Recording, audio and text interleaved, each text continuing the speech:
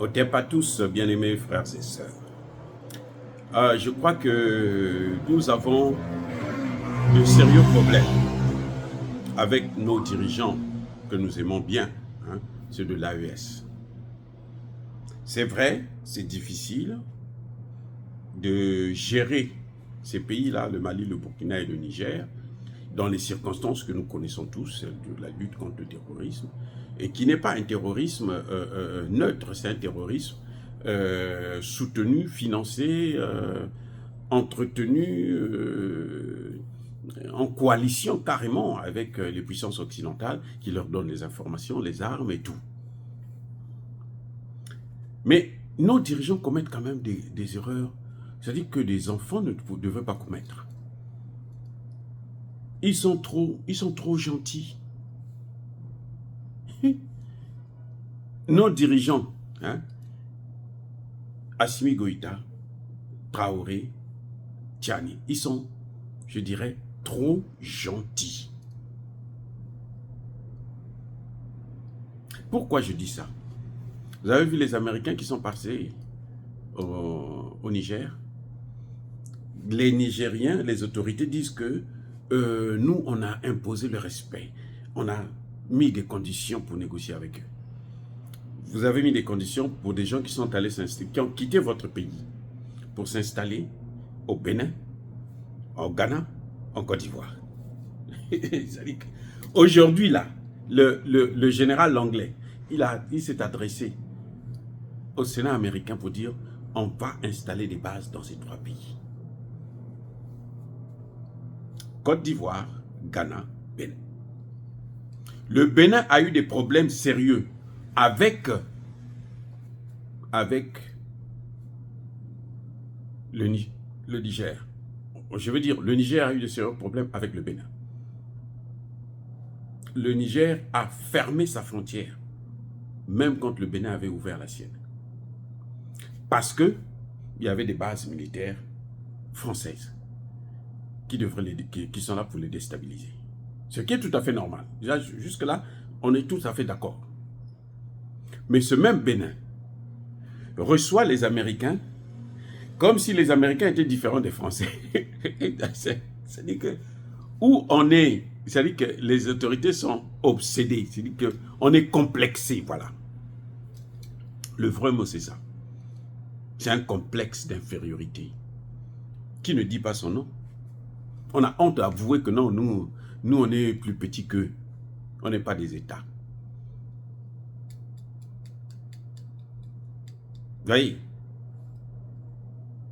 Ils envoient une délégation. La délégation vient faire son cinéma là-bas. Non, nous, oui, vous avez raison, que nous, on ne vous a pas respecté. On va désormais respecter votre souveraineté. Et les Nigériens croient à ça. Oh, God. Oh. C'est-à-dire que j'ai l'impression que les autorités nigériennes sont prêtes à donner leur tête. Hein?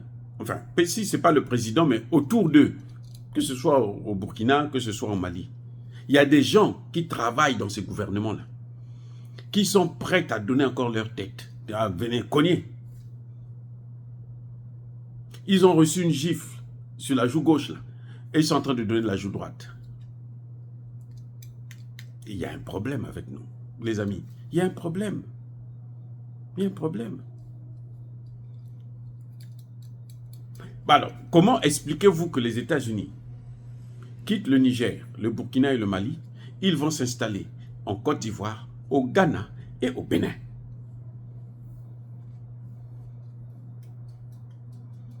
C'est-à-dire qu'ils ont choisi trois pays qui ont des frontières avec les pays qu'ils veulent attaquer, qu'ils veulent détruire, les dirigeants qu'ils veulent tuer. Je suis clair, qu'ils veulent neutraliser. La Côte d'Ivoire va agir au Mali et au Burkina, ou bien la Côte d'Ivoire va se concentrer sur le Mali, le Ghana se concentre sur le Burkina, et le Bénin se concentre sur le Niger. La boucle est bouclée. Et ce sont eux qui sont derrière, ils font la guerre, ils donnent des armes. Et ces mêmes gens, quand ils viennent chez vous, vous les recevez. Mais pourquoi ne pas... C'est-à-dire que s'il n'y avait que moi là, il faut suspendre carrément les relations diplomatiques jusqu'à nouvel ordre. Vous allez me dire que non, on ne peut pas suspendre les relations diplomatiques avec les États-Unis parce que sinon on est obligé de sortir du concert des Nations Unies. Non. Il y a 2 ambassadeurs aux États-Unis, dans nos pays là. Ils ont 2 ambassadeurs. Il y a un ambassadeur de ce pays aux États-Unis et il y a un représentant spécial qui est un ambassadeur aussi aux Nations Unies. Parce que c'est le siège des Nations Unies ici. Donc, vous avez l'obligation d'envoyer votre représentant puisque vous êtes membre. Les États-Unis ne peuvent pas vous interdire ça. On peut chasser votre ambassadeur à Washington, mais on ne peut pas chasser le représentant qui est là, à New York. Donc, on n'est pas obligé d'avoir des relations avec des pays qui nous maltraitent, qui nous tuent. On n'est pas obligé. Il y a des gens, des soi-disant experts, qui vont vous dire non, les contraintes des États, vous savez, la diplomatie, la réalité des pays. Non, quelle réalité? Les États-Unis, quand ils vous punissent là, ils n'ont pas pitié de vous. Le jour qu'ils vont avoir une faille pour avoir Tiani, Traoré, Assimi Goïta, ils ne vont pas les tuer simplement. Ils vont d'abord les humilier. C'est leur système. Hein? Les Occidentaux, ils sont comme ça. Il faut vous humilier, montrer à tout le monde qu'on l'a enfin eu. Maintenant, on doit l'écraser devant vous. Parce que celui qui va encore faire quelque chose, il va subir le même sort. Ils ont fait ça avec Lumumba. Ils ont fait ça avec notre père, l'aîné, hein? Le grand Simon Kimbangu.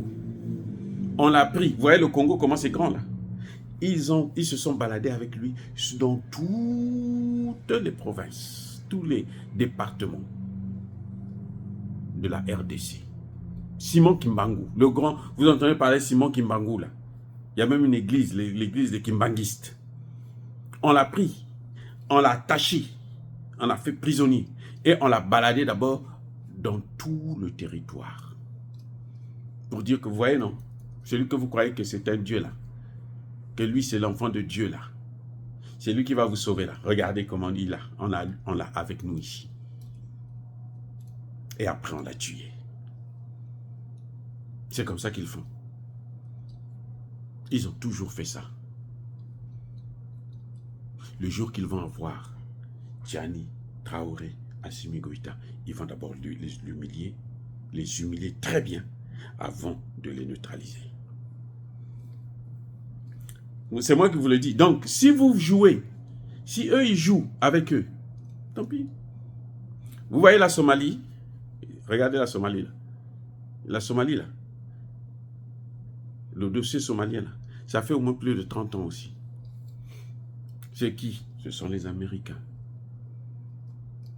Ce sont les mêmes Américains. Jusqu'aujourd'hui, la Somalie est toujours à genoux. À côté de Cuba, Fidel Castro qui les avait défiés est mort. Ça fait maintenant bientôt près de 10 ans. Fidel Castro est mort. Mais il continue à punir Cuba.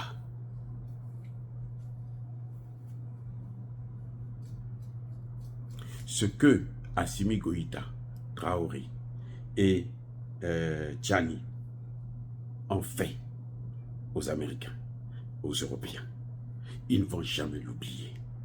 Même s'ils vont venir, ils vont vous essuyer les pieds. Sachez-le que le jour qu'ils vont avoir une faille, ils ne vous pardonneront pas. Et eux, quand ils ont un problème avec vous, là, ils ne pardonnent pas. Vous voyez l'Iran, on les sanctionne avec l'Iran, là, c'est depuis quand? C'est pas aujourd'hui. L'Iran a fait la guerre contre l'Irak pendant 8 ans. C'était la guerre des Américains. Une guerre par proxy. Une guerre proxy encore. 8 ans. Jusqu'aujourd'hui. La guerre est finie là. Mais ils continuent à punir l'Iran. L'Iran est sous sanction. Là, hier, ils ont encore augmenté, donné encore d'autres sanctions contre l'Iran. Heureusement que l'Iran sait comment vivre avec les sanctions. Si c'était nos pays là, il n'y a rien à faire. Je veux dire qu'aujourd'hui, les dirigeants de l'AES doivent apprendre. C'est difficile. Je ne dis pas que c'est facile. C'est très difficile même. Mais ils doivent oublier que l'Union européenne existe, que le FMI, Banque mondiale, les États-Unis existent. Ils mènent leur route sans eux, loin d'eux. S'ils veulent réussir. Parce que ce qu'ils ont fait là, s'ils chutent, ce sont les générations qui viendront après eux. Leurs enfants, leurs petits-enfants seront les esclaves de ces mêmes Américains. Nos enfants, nos petits-enfants là, ils vont être leurs esclaves. Parce que quand ils vont les avoir, ils vont mettre des conditions telles qu'on ne pourra plus jamais s'en sortir. Comment vous expliquez qu'ils quittent, ils vont Burkina, et plutôt Ghana, Côte d'Ivoire, Bénin? Comment? Comment vous expliquez ça? Mais c'est pour attaquer l'AES. S'ils finissent avec l'AES là, hein, ils vont descendre en Afrique centrale, le Tchad, la Centrafrique, ils vont tous tout gaspiller. C'est ça qu'ils veulent. Donc c'est à nous, c'est-à-dire que c'est pour moi, mon combat à moi, si je soutiens ces 3 pays de l'AES, c'est parce que je sais que s'ils tombent là, c'est nous tous qui allons, toute l'Afrique est partie. C'est pour ça que je les soutiens. Je les soutiens pas parce que, bon, j'ai envie de quoi que ce soit. Non, je les soutiens parce que je sais que si eux, ils tombent, c'est toute l'Afrique centrale. L'Afrique de l'Ouest d'abord et l'Afrique centrale. Parce que leur objectif, c'est l'Afrique qu'il faut anéantir. Ils ont dit, la Chine nous a échappé. Dieu merci que l'Afrique est toujours là, demandeur. Vous avez déjà vu des gens qui parlent comme ça? Ils parlent comme ça au Parlement. La Chine nous a échappé. Mais heureusement qu'il y a l'Afrique qui est encore là. Mais ils vont mettre le paquet sur l'Afrique. Regardez comment ils ont fait la RDC. Regardez comment ils ont réduit la RDC. Le pays le plus riche au monde, ou l'un des pays les plus riches au monde. Ils en ont fait un pays en lambeaux. Un pays, les Congolais là, regardez comment ils ont fait les Congolais. Le peu de cadres, ceux qui sont allés à l'école, ils sont tous corrompus. C'est le travail qu'ils ont fait. C'est-à-dire qu'on crée les conditions pour que, pour vivre, tu dois être corrompu. Et Kagame est en train de tuer les gens depuis 30 ans. 18 millions.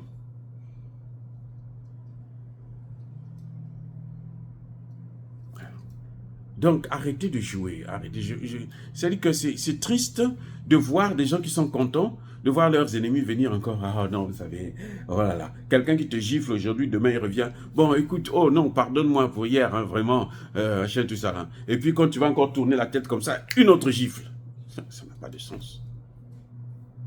Encore une fois, apprenez à vivre loin d'eux, sans eux. S'il n'y a pas d'alternative, peut-être que ça peut se comprendre. Mais il y a une alternative. Personne ne peut dire qu'on est obligé de le faire. Personne ne peut dire qu'on est obligé de le faire. On envoie un sénateur qui viendra faire son cinéma au Niger ou au Burkina ou au Mali et tout. Et puis ça va donner quoi? Et puis, alors, ils sont venus là, ils vous ont apporté quoi? Vous êtes allés en Chine là. Vous avez vu la technologie, non? Le Malien demandait le transfert de technologie. S'ils sont sérieux, si les Maliens sont sérieux, vous allez voir d'ici 5 ans, les Maliens vont faire des merveilles. Mais eux, il faut faire attention parce qu'ils sont en Côte d'Ivoire. Regardez comment ils ont fait de l'Algérie. Ils jouent avec l'Algérie. Un coup on dit non, ne t'en fais pas, toi tu es bien, tu es un bon ami et tout, machin, tout ça. Pour que les terroristes, quand l'attaque de Tinzaouaten était précédée par un voyage de ce même général anglais en Algérie, pour aller coordonner l'action. Cette même Algérie dit, le Sahara occidental, nous on préfère donner ça au Maroc. Ah, il va te faire enculer. Mais Tebboune ne comprend rien. Tebboune continue toujours à jouer le jeu, leur jeu. J'espère que le Mali va commencer à penser à mettre un mur avec l'Algérie. Construire un mur. Comme ça, on va voir. C'est vrai, la frontière est très longue. Mettez tous les moyens en jeu. Pour que ces gens-là, ils n'ont qu'à rester en Algérie. Oh, bien-aimés frères et sœurs, encore une fois de plus, soyez bénis, soyez abondamment bénis par le Dieu des Kémites et par nos ancêtres angélisés, mais que tous ceux qui persécutent le continent africain, le pillent et le déstabilisent, qu'ils soient noirs, blancs, chinois, arabes, indiens ou qui qu'ils soient punis, maudits, foudroyés, neutralisés, écrasés, effacés par le Dieu des Kémites et par nos ancêtres angélisés. Vive l'Afrique éternelle, j'ai dit et j'assume.